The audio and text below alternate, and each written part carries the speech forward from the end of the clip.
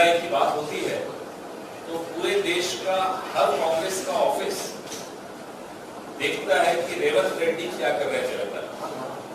पूरे देश में न्यूज अगर बनती है तो बड़ी खुशी और गर्व और फख्र के साथ कह रहा हूं कि वो हैदराबाद से बनती है और वो रेवंत रेड्डी की बनती है। तो महंगाई पे बात करने का जब मुझे आदेश हुआ और बोला कि हैदराबाद होगा, तो मुझे बड़ी खुशी हुई। एक ऐसे साथी के साथ मैं बैठकर बात करूंगा जो सड़क पर संघर्ष करते हुए पूरे देश की कांग्रेस को प्रेरणा देता है, इंस्पायर करता है। Thank you so much Revanth. आज 5 राज्यों के चुनाव के रिजल्ट आए, हमारे खिलाफ गए रिजल्ट। भारतीय जनता पार्टी जीती। जब चुनाव का प्रचार चल रहा था तब राहुल गांधी ने सबको चेतावनी दी थी कि जो ही चुनाव खत्म होगा पेट्रोल और डीजल की कीमत बढ़ेगी। जैसा कि राहुल गांधी की पहले की सारी चेतावनियां हमेशा सही रही, कोविड से संबंधित हो या हर मुद्दे पर उस व्यक्ति ने, उस नेता ने पहले ही आपको आगाह कर दिया कि ये होने वाला है और वही हुआ। हर सुबह गुड मॉर्निंग हैदराबाद मोदी जी बोलते हैं और 80 पैसा बढ़ा देते हैं पेट्रोल का, डीजल का, सब। पिछले 7 सालों में 26 लाख करोड़ सिर्फ और सिर्फ एक्साइज ड्यूटी से पेट्रोल और डीजल पर मोदी सरकार ने आपसे और हमसे लिया है। 26 lakh crore just out of excise duty on petrol and diesel has been earned from you and me by the Modi government। कोई हिसाब नहीं है। निर्मला सीतारमण जी बोलती हैं कि वो कोविड का इंजेक्शन जो वैक्सीनेशन लगा वो उसी पैसे से आया। उसका हमने कैलकुलेशन किया एक दिन रेवंत जी और हम बात कर रहे थे, 1,26,000। कोई और मंत्री कहता है जो मुफ्त में राशन बढ़ रहा है वो उस पैसे से आया, उसका भी कैलकुलेशन कर लिया। 1 लाख करोड़ और मान लिया, 24 लाख करोड़ का हिसाब बताइए, अब कोई नहीं बताए। ये तो हुआ पेट्रोल डीजल। रसोई गैस, मैं पूरे आंकड़े आपको दे रहा हूं, प्रेस रिलीज श्रवण जी आपको दे देंगे थोड़ी देर बाद। रसोई गैस, सीएनजी, पीएनजी और जो इस स्टेट में कांग्रेस पार्टी बार बार मुद्दा उठाती है किसानों का, पैडी प्रोक्योरमेंट का रेवंत जी बहुत बार मुद्दा उठा चुके हैं, बड़ी मजबूती से पार्लियामेंट में भी उठा चुके हैं और यहां भी उठा है। डीएपी, एनपीकेएस, फर्टिलाइजर, एक किसान के ऊपर जो हमने वजन डाला हमारी सरकार ने 3,740 करोड़ का ऊपर बर्डन डाल दिया सिर्फ एनपीकेएस के 50 किलो के बैग की कीमत बढ़ाकर, जो 1290 रुपए था अब 1400 रुपए कर दिया। ये सब चुनाव जीतने के बाद करते हैं। मोदी जी की एक खासियत है, पहले आपसे वोट लेंगे, हमसे वोट लेंगे और उसके बाद घर घर मोदी की जगह घर घर महंगाई, नारा ही बदल देंगे। 62 करोड़ किसान, 62 करोड़ किसान इस देश के, उन पर जो हमने बोझ डाला, या प्रोक्योरमेंट तो आप छोड़ दीजिए, कहते थे आखिरी दाना आपका प्रोक्योर करेंगे, आखिरी पैसा भी किसान का लूट रहे हैं 2 लोग मिलकर, यहाँ का मुख्यमंत्री और वहां का प्रधान। कोई कम नहीं है, यहां भी वही हो रहा है जो वहां हो रहा है। तभी बार बार यह आंदोलन करते हैं, बार बार सबका ध्यान खींचते हैं कि भैया ये हो रहा है असलियत। जो डीएपी का 50 किलो का खाद का जो पैकेट 1200 रुपए का, उसको 1350 रुपए का। किसान पर कितना वजन हुआ? 3600 करोड़, 3600 करोड़। पेट्रोल डीजल में आपको पहले ही हिसाब बता चुका हूं, 26 लाख करोड़।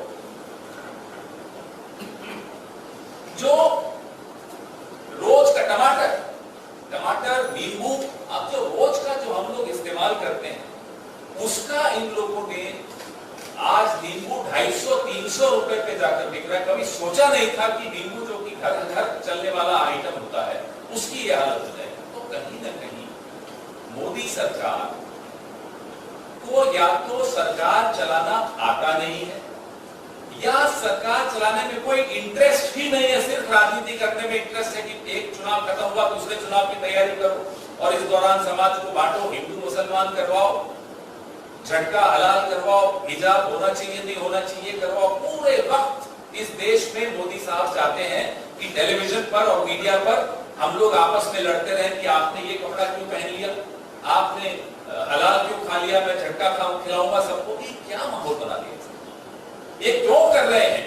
क्योंकि इसके पीछे जो वो काम कर रहे हैं, अपने दो चार दोस्तों को पैसा कमा के दे रहे हैं और हमें और आपको लूटकर खत्म कर रहे हैं, देश को बर्बाद कर रहे हैं। आपको मैं दवाइयों की बात, पैरासीटामोल, छोटी छोटी जो जरूरी दवाइयां होती, उन तमाम दवाइयों की कीमत अभी 14 से 18% पिछले एक महीने में बढ़ा दी। ये हार्ट से रिलेटेड दवाइयां हैं, ये कोविड से रिलेटेड दवाइयां हैं, ये जो छोटे छोटे स्किन डिजीज होते हैं या पेन किलर्स होते हैं, उन तमाम जो हम सबके घरों में जरूरत आने वाली दवाइयां हैं, उनकी कीमत तक इन्होंने बढ़ा। टोल टैक्स, हम सब गाड़ियों में जाते हैं, हाईवेज पे जाते हैं, टोल टैक्स भी 18% के आसपास फिर बढ़ा दिया पिछले, अभी 1 अप्रैल से बढ़ा।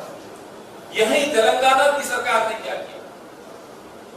पावर टैरिफ बढ़ गया, बिजली का दाम बढ़ा दिया और ग्रामीण एरियाज में बिजली काटनी भी शुरू कर दी आर्टिफिशियल रूप से।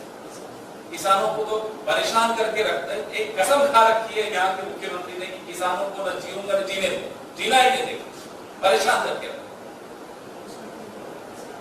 अरे महबूब नगर में अगर घर में किसान अपना धान रख सकता है, पैडी रख सकता है, तो सरकार पैडी रखने की व्यवस्था क्यों नहीं कर सकती? उस दिन उन्होंने बड़ा अच्छा सवाल किया। ये सब मुद्दे उन लोगों के लिए जरूरी है हमें उठाने जिनको आपकी, हमारी, किसान की, मिडिल क्लास की, छोटे दुकानदार की किसी की कोई चिंता ही नहीं। वो सिर्फ चुनाव जीतने आते हैं बस। होम लोन पे जो टैक्स डिडक्शन था, ये हम सब के लिए, जो मिडिल क्लास के लोग हैं जो लोन लेकर घर खरीदे, वो टैक्स डिडक्शन विड्रॉ कर वो वापस ले लिया सरकार। ये चुपचाप करते हैं ये लोग, ऊपर से हिंदू मुसलमान करेंगे, अंदर से ये सारे काम। और कांग्रेस पार्टी चुनाव जीते हारे वो कोई मायने नहीं रखता। हम ये तमाम मुद्दे बार बार सबके सामने लेकर आते हैं कि देखो, जब ये आपको बिजी रख रहे थे, व्यस्त रख रहे थे झटका और हलाल में, तो दरअसल अंदर ये हलाल किया जा रहा है, हमारी अर्थव्यवस्था को हलाल कर दिया। ये सामने सब ठीक किया। पीएफ के खाते पर टैक्स, अब जब रिटायरमेंट हो जाती है तो सरकार वो भी पैसा अपनी जेब में लेना चाहती है। वो तो आपका हमारा हक है, उस हक को भी ये सरकार छीन रही है। कार, मारुति कार, पिछले जनवरी 2021 के बाद से अब तक 4 बार मारुति ने अपनी कीमत बढ़ाई। ये मिडिल क्लास का ड्रीम कार कहलाई जाती थी जब एक मारुति कार बनी थी।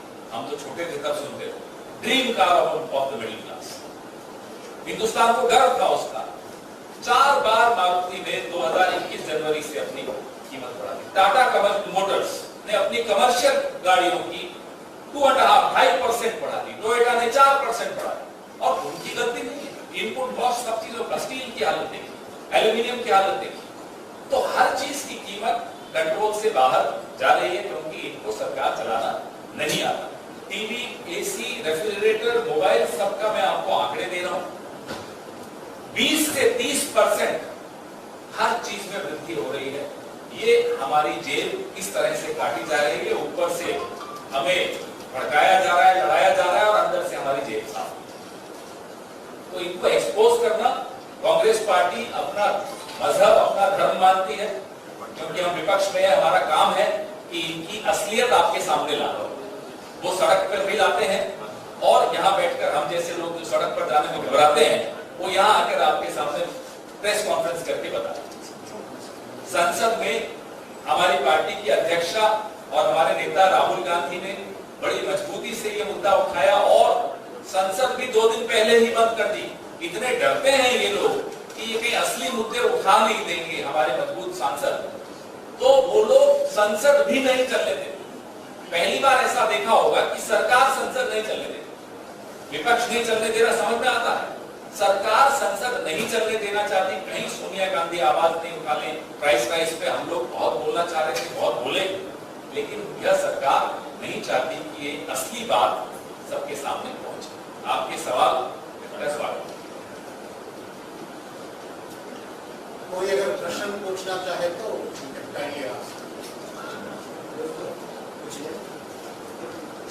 कॉन्फिडेंस क्यों पैदा करने में नाकाम है?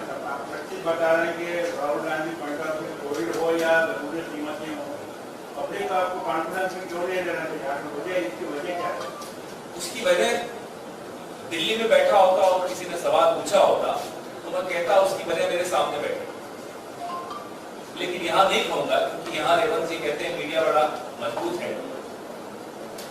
पूरे मीडिया पे जिस तरह का कब्जा राष्ट्रीय मीडिया पर कर रखा है और जिस तरह का पैसा खर्च किया जा रहा है मुद्दों से भटकाने के लिए, एजेंडा ही बदल दिया। पिछले 15 दिन में आप टीवी चालू कीजिए, पाकिस्तान के तख्ता पलट, यूक्रेन की लड़ाई, महंगाई की बात कोई नहीं करता। तो अगर करोड़ों रुपए खर्च करके आप देश का एजेंडा बदलना चाहते हो, मीडिया का एजेंडा बदलना चाहते हो, तो कांग्रेस पार्टी तो लड़ती रहेगी, लेकिन विपक्ष को मीडिया का साथ जरूरी होता है। विपक्ष कोई भी हो, आज हम हैं, कल केसीआर साहब होंगे विपक्ष में, पक्का होंगे, परसों मोदी साहब होंगे विपक्ष में, उनको भी मीडिया की ही जरूरत पड़ेगी जब वो विपक्ष में होंगे। तो विपक्ष और मीडिया मिलकर समाज को बचाता है सरकार से। हम अपना काम करते रहेंगे।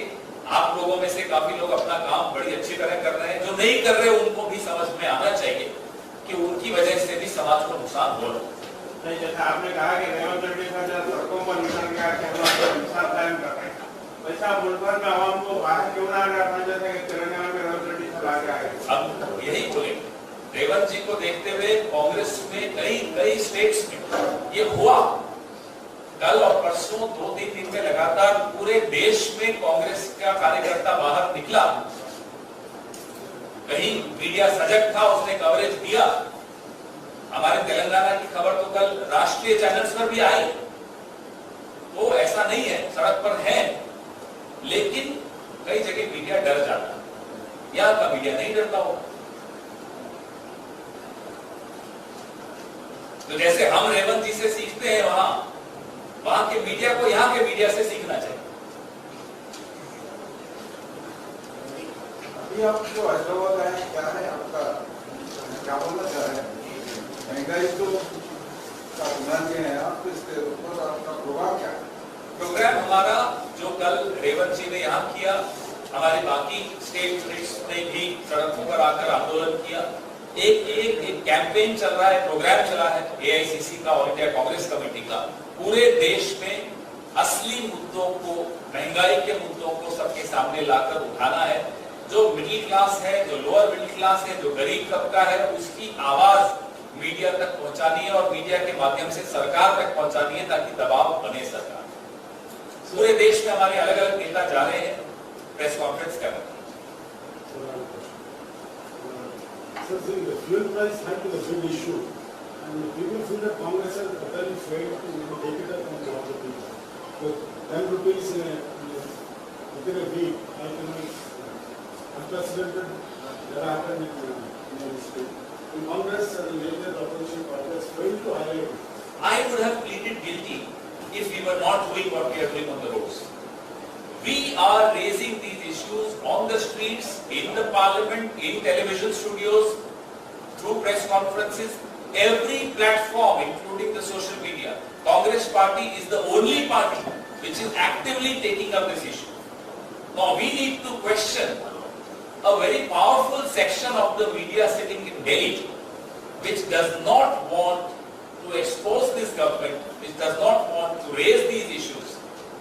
Thankfully, there is regional media like yours and other states also, where at least the regional media is powerful enough, strong enough to amplify the issues raised by the Congress party, because these are the issues which are related to the daily lives of the common man and woman of India. But that's not true for the national media, unfortunately. And it's the first time in the history of our country that we are seeing that national media is on its knees So I hope they learn something from you.